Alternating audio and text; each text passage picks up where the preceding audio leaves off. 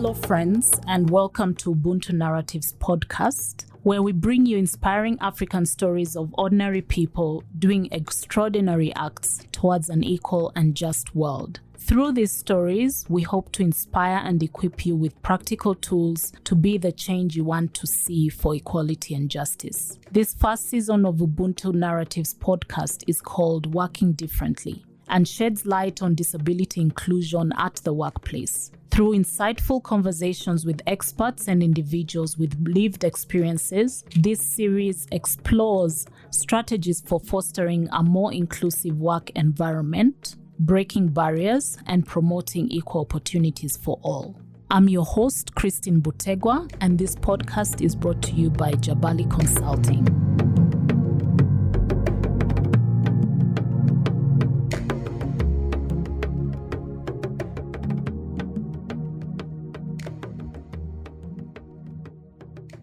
Our guest today is Lydia Abenaitwe. Welcome, Lydia. Thank you. I'll let you introduce yourself more. Firstly, tell us who is Lydia the person and what motivated you to become disability advocate. You've just mentioned my name is Lydia Abenaitwe.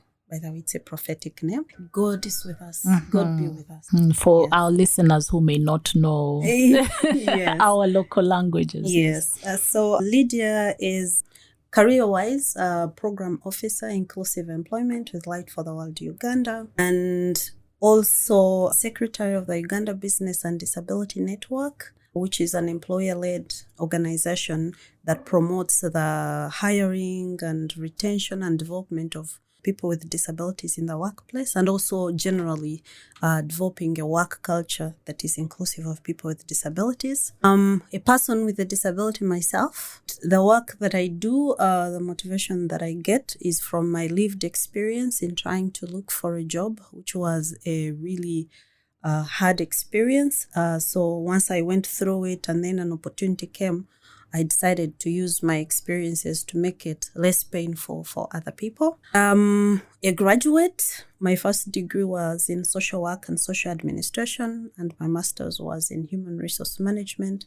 So I mesh experiences and then also my professional qualification in human resource management, and I mesh it with disability inclusion to create inclusive workplaces for people with disabilities. Yes. Interesting background, Lydia. Tell us a bit more about that experience. You said you had a difficult experience starting out in your career. Can you tell us a bit more about that? Okay, so a career starts way back when you're a child. I didn't grow up in the city. I grew up in a rural area where resources are few. Schools are very third world. And that's the kind of system that was there to a peasant farmer of a dad. So there was no money and a household that was dominated by girl children.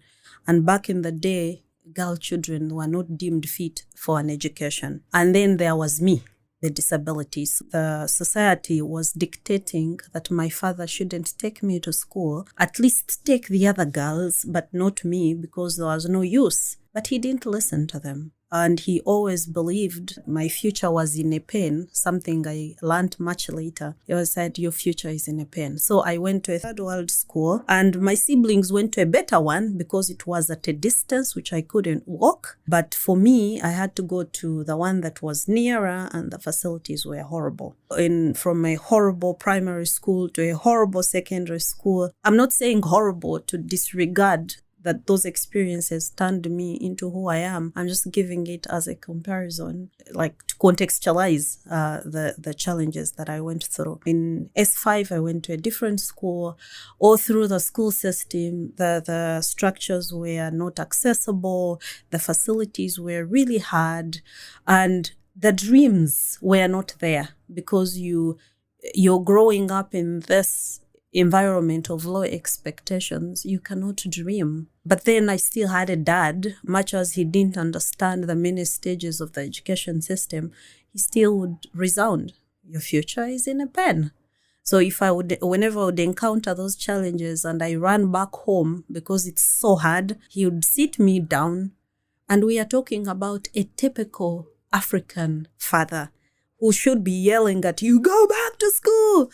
But this one would say, you remember what we talked about? Your future is in a pen. So you need to go back to school. It still didn't make sense, but I went anyway because I believed in his words. Still in the school system, there was no participation in sports.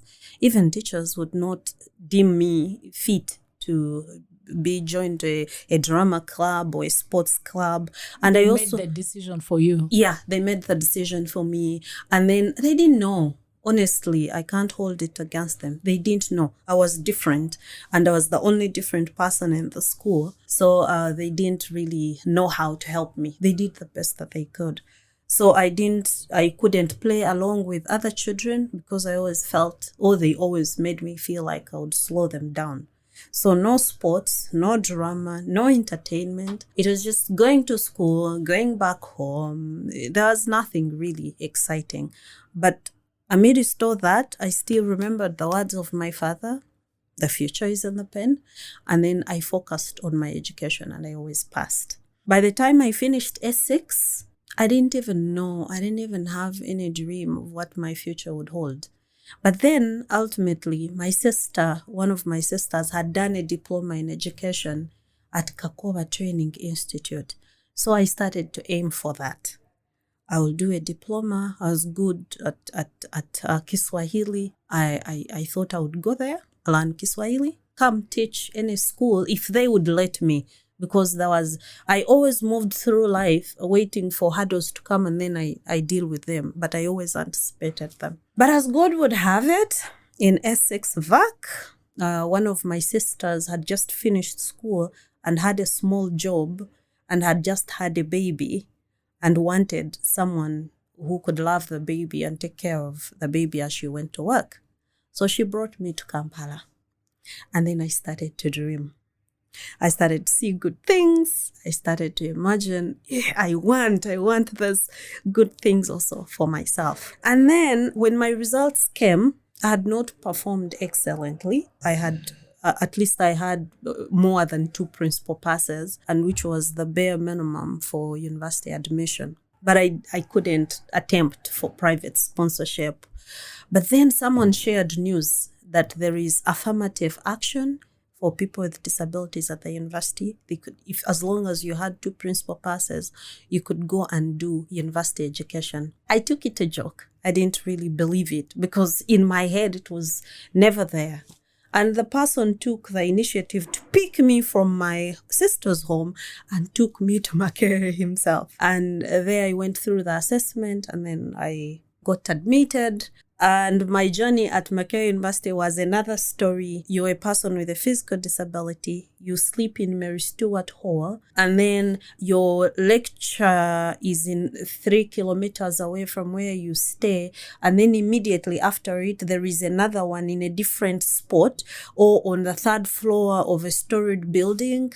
That's where you would have your next lecture. It was so hard. But amidst all that, I graduated. And then the journey for finding a job started. Yeah, that was like the most difficult of them because with all the effort that I put into my education, with an expectation to find a job and also make a life for myself, and then you're met with all these challenges, the stigma, the inaccessible environment. Then you would go to a panel. Yeah, first of all, you don't even believe in yourself.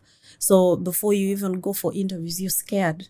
What are these people going to think? And indeed, your fears come to pass. You arrive, the panel is looking at you and they're asking you questions. But what can you do? So it stops being about your competences to your disability. And you're asked questions about your disability more than you're asked questions about what you can offer to the organization. And then others would blatantly tell you, have you tried to find a job in these organizations of people with disabilities? And then you're starting to wonder, must I be surrounded by disability all my life? If I grew up with a disability, must I work with people with disabilities only? Why can't society offer me a space? So while I was there, I actually got a job in one of the organizations of people with disabilities as an assistant project officer. It was a contract for 1 year. It ended. I was back on the street. And then along the way, God has a way of arranging things. The Belgian Technical Corporation offered me a scholarship to do a master's degree. And I did. That was like the second best thing that had ever happened to me, on top of the sponsorship that Macquarie had offered me. Now I have a master's scholarship, and it came at a time when I didn't have a job, so I could focus and do it. And then after the master's scholarship, then I started a whole journey of internships. I did internships there. At some point in my family, they started calling me Miss Volunteer. Yeah, Miss Volunteer. But I don't regret any of those things because at some point they built the skill set that I needed to be more. You built the experience. Yes, I built experience. I built a whole host of networks that would later support me in my career growth. In 2012, I was plunged into a program like the one I'm currently running. It was a work placement program run by Humanity and Inclusion. Yes, so they were placing young people for internship and then increasing their chances of retention. So I was placed in one of the private universities in Uganda and in the human resource office. And then 3 months into my placement, I was given a full-time job with a contract. That was like my very first job in a mainstream organization. And then shortly after that, like 8 or 7 months, my supervisor resigned and took another job, and I was promoted. So I worked in that place for 4 years. And then due to extenuating circumstances, which were not even related to me, I lost the job, sat home for another 3 years, and then still had to relive the experiences of discrimination, of stigma, in the job search. And I had given up on finding a job. At some point, I was doing Uber to make ends meet in my tiny car. Then at some point, they even wrote an article in the newspapers about a woman with a disability who's driving an Uber. Fantastic. At some point, I was babysitting for a working lady who had children but had trouble with maids, so that I could meet some of my needs, much as my family would pitch in once in a while. As an adult, you need your own source of income. Yeah, so then a job opportunity came. I was too discouraged. Along the way, there was a lot of sexual harassment from some of the people who thought I was too vulnerable and I could be everything that they wanted me to be. Then that was also hurtful. You enter someone's office and they are groping you, all that. And because you're a person with a disability, at some point they don't think you can defend yourself. So the experiences were horrible. But then at the time when I was really tired and still thinking, Uber is becoming difficult. I can't drive at night due to the vulnerabilities of a disability. You are susceptible to abuse and exploitation in the night. And that's when people were moving. So I was not making enough during the day. So I'm there trying to align my life. A friend shared a job advert and said, you need to apply for this job. And I was like, okay, I will. But I didn't have any intentions to, because I was just tired of the whole experience. So on the day of the deadline, she calls again. And she's like, did you apply for a job? I said, yes, I did. But I hadn't. And she's like, oh, okay, yeah, I'm glad you did. When I put down the phone, I was like, what have I done? I've lied. Let me just apply. She was not connected to the organization, but she was concerned because she believed in my potential. So I applied. I just threw my papers there. And then by the time I was invited for interviews, I didn't even have data, keep checking my phone. But then one thing led to another. I checked my phone. I was invited for interviews. And yes, I was offered a job as a disability inclusion officer at Light for the World. Now, that was a plunge also for me from human resource management to project management, which I had never started. But then I had a very supportive boss who, despite my deep-seated insecurities and inadequacies, she put it upon herself to be patient with me, to train me. And I think in the first 3 months, I snapped out of it. and is ready. What you're talking about, Lydia, when you look back and connect the dots and your life experiences leading you to where you are now, and actually being able to give you those skill sets, the experience that you use now to help others who are in the same position as you, because a lot of persons with disability have the same vulnerabilities, have the same lack of self-confidence because of the environment, the experiences that we've gone through. Kudos to your dad, because for many persons with disabilities, say it's mainly the mom who understands. But we also see that the dads also play an important role. My mom was supportive also. Yes. And for both parents to be. So it is possible not just for the mother to be that supportive pillar, but also the father. Yes. And if you can have both parents, supporting you as any child needs, that's really your first need of love and of being accepted as a human being. So kudos to your parents for that.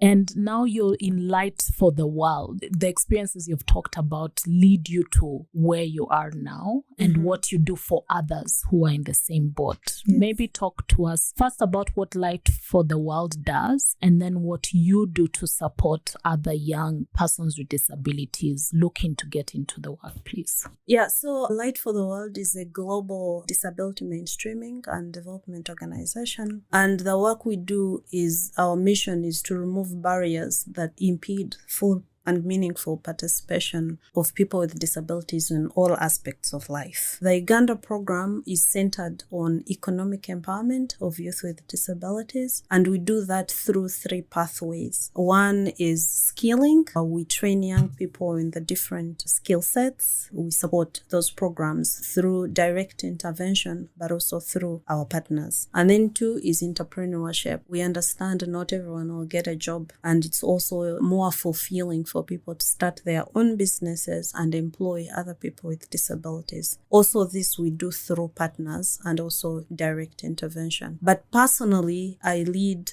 inclusive employment track, which supports direct jobs and also internship opportunities. So my role is 2-way. One is to support the young people using my own experiences to inspire them to be enthusiastic to take on the opportunities in the labor market. So I do soft skills trainings for these young people, train them on how to make their CVs, how to prepare for interviews, how to get over the self-esteem the way I did, how to network effectively. And then also I link them to opportunities that appear both in the private sector, civil society organization, and also government departments and ministries. And then on the other side, we have under the Uganda Business and Disability Network, there are companies that have categorically decided to be committed to the cause for disability inclusion. I have the likes of Uganda Breweries Limited, Stanbic Bank,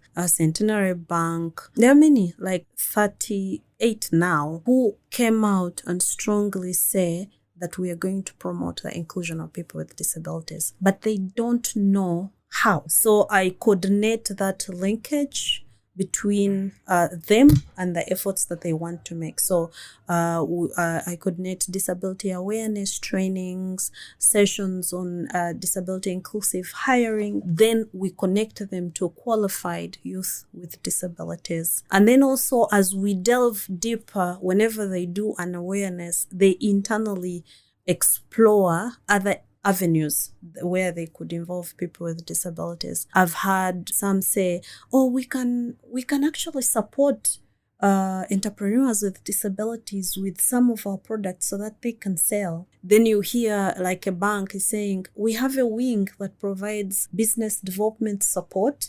If you can get people with disabilities together, we can support them. We can train them in that area. Then they're like, we need to connect them to financial aid, like in form of soft loans, and they design products that are relevant or suitable for people with disabilities.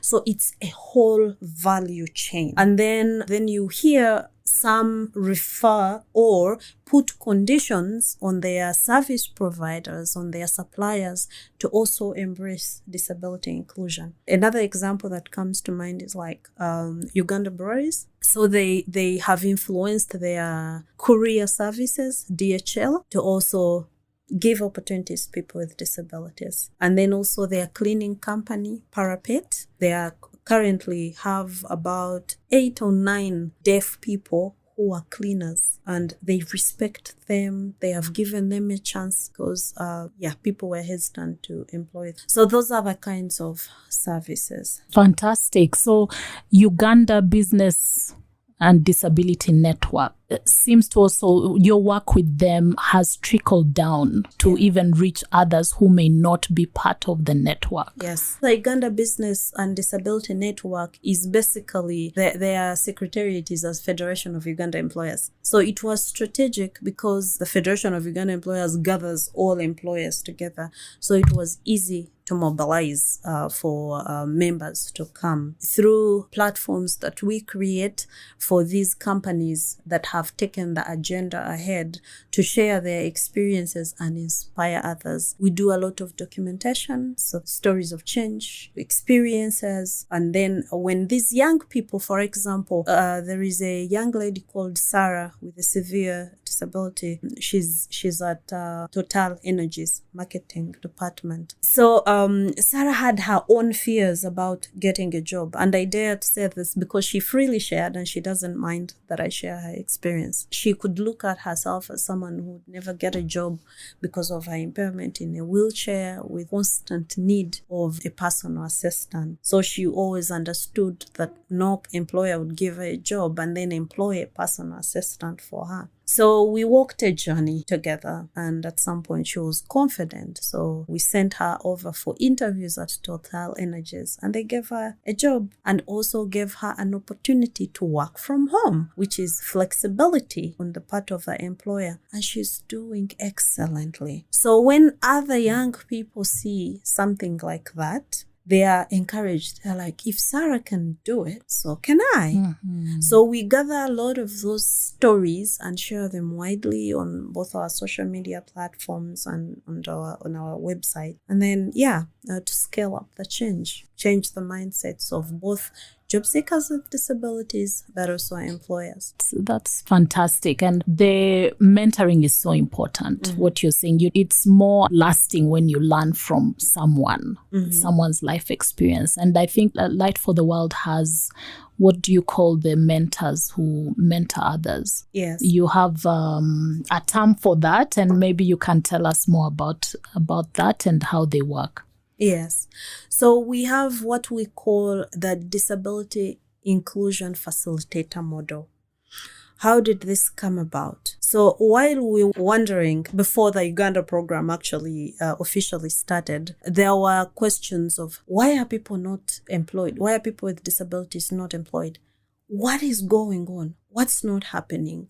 So there was an expedition that happened, and in northern Uganda, there is a team leader who took some young people with different impairments to northern Uganda to ask employers, why don't you have people with disabilities? And then they said they didn't know how to. So people came. Actually, the design hub was where the co-creation happened for the program, and they coined the the Make 12.4% Work initiative. And 12.4 up until now, because the census results are not yet out, is the total population of people with disabilities in Uganda. So they said, how do we make 12.4% work? Among the initiatives that came out of that expedition was the Disability Inclusion Facilitators model. Now, these are young people with disabilities themselves who are strategically selected, trained, mentored, and coached, provide disability inclusion advisory services, partners. And the reason why we did it like that was, one, when I come to you and I tell you those stairs hurt me, it's believable. because it's my lived experience. So we were tapping into the power of lived experiences. Secondly, the power of self-advocacy. If I say I need a change because this is how it's affecting me, it becomes effective. And I will push until I get it because it's contributing to meaningful living. That was two. Then the third thing was ability in action. There are people who say, but what can people with disabilities do? I have colleagues who are totally blind, and they deliver excellent training sessions. Then, so it's ability in action, so that you change the mindset and you start to believe that it is possible to also involve these people because they are as productive as everyone else. So I can brag about our DIF model and how it has worked. I think as of now, we have over 35 certified DIFs, and we are still going to recruit more because they are getting also a source of income. We pay them to provide consultancy services to the partners that we support. And then some have actually transitioned from consultants to staff because of a career development plan that we have for the DIF model. But most importantly, whole model is being replicated in all 8 African countries where Light for the World has operations. Yes. Fantastic, Lydia. So it's been scaled up and it's working wonderfully because we cannot be everywhere, but they are our ambassadors to promote the change that we want to see in communities. So this DIF model started in Uganda. Yes. And is now scaled up to 8 other countries. Yes. See, power of a homegrown solution. Absolutely. And a lot of times people think that Africa doesn't have solutions, but here we are. Yes. Showing that, yes, there can be something that comes from us and gets scaled up to other countries. So well done, Light for the World. And the DIF model, is it only to your partners? And if an organization really wants to promote disability inclusion, what would stop them from partnering with us? It makes it more coordinated if we have a commitment with them that this is what they're going to do. So it helps us to coordinate our efforts better. So we always encourage all companies and organizations that are committed to disability inclusion to approach us. And then we coordinate the help from our country office. Okay, that's good. So the door is open for those who are willing to start this disability inclusion journey with you. As we come to the close of our discussion, Lydia, what are some of the success stories that you've seen through your work, your different initiatives on disability inclusion in the workplace, and also in entrepreneurship success stories, and what you've learned that makes a difference, practical tips to becoming a disability inclusive workplace? Will I be able to stop if I start there? I wonder. But what comes to mind at the moment, it makes me really proud that over 80 people have been placed and retained in jobs since 2019. It makes me so glad, and it makes me envy them, because during our time we hit the street all by ourselves. We had no help, but now here is help. Someone linking you to a job. That is number one. Number two, it is how the disability awareness trainings that we offer to companies kind of trigger inside inspiration to generate innovative ideas internally. There was a time I went for a meeting, and as we were talking about disability inclusion and the topics, someone said, by the way, an idea has come to mind. She was the CEO of one of the biggest banks in Uganda. She was like, I can have a person with a disability the whole day.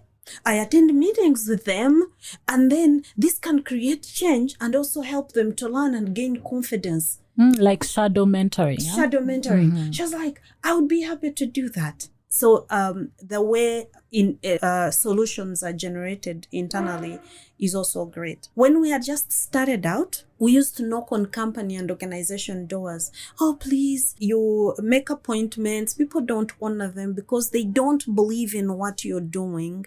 They are thinking, but how are we supposed to work with people with disabilities? But these days, one partner refers another and another and another, and we no longer have to beg for attention. So the ESG, that is ESG agenda, so it's promoting disability inclusion. It's environment, social justice and something. It's driving most companies to look out for people with disabilities. So we no longer have to hunt them down. They hunt for our services, and we have a very wonderful collaboration. And then also, honestly, it's even obvious. Money talks. Money makes people live dignified lives. So when I see people with disabilities earn a living, dream dreams, achieve them, take care of their families, and also pay fees for other people who don't even have disabilities, for me, that is the greatest achievement ever. And then the mindset has changed. We are no longer looked at as beggars, but we are looked at as respectable people who have a contribution to make to this country. So I implore employers, and also, disability inclusion is in all aspects. It is social. If I go to church and I'm deaf and the preacher is busy performing miracles on the pulpit, if I'm not able to hear him, he has left someone behind. So let's embrace the tagline of strategic development goals of the UN that says, leave no one behind. If you are at home and all your children are going to school except the one with a disability, then you're leaving someone behind. It's time that you reflected and corrected that. Lydia, I can't add anything there. Thank you so much. Leave no one behind in all aspects of life, in the social, in the economic, in all our public goods that we provide, including the workplace, so that persons with disability can also reach their full potential and take care of themselves and take care of their families. And the importance of dreams. I think we shouldn't underestimate, and what I've learned from you, everyone has a dream, but how do we let that person fulfill their dream and spark that dream in them? Absolutely. Thank you, Lydia. Thank you. Thank you, friends, for joining today's conversation. Keep the discussion going on social media using the hashtag Ubuntu Narratives. If you have stories to share or insights to contribute, we'd love to hear from you. Until next time.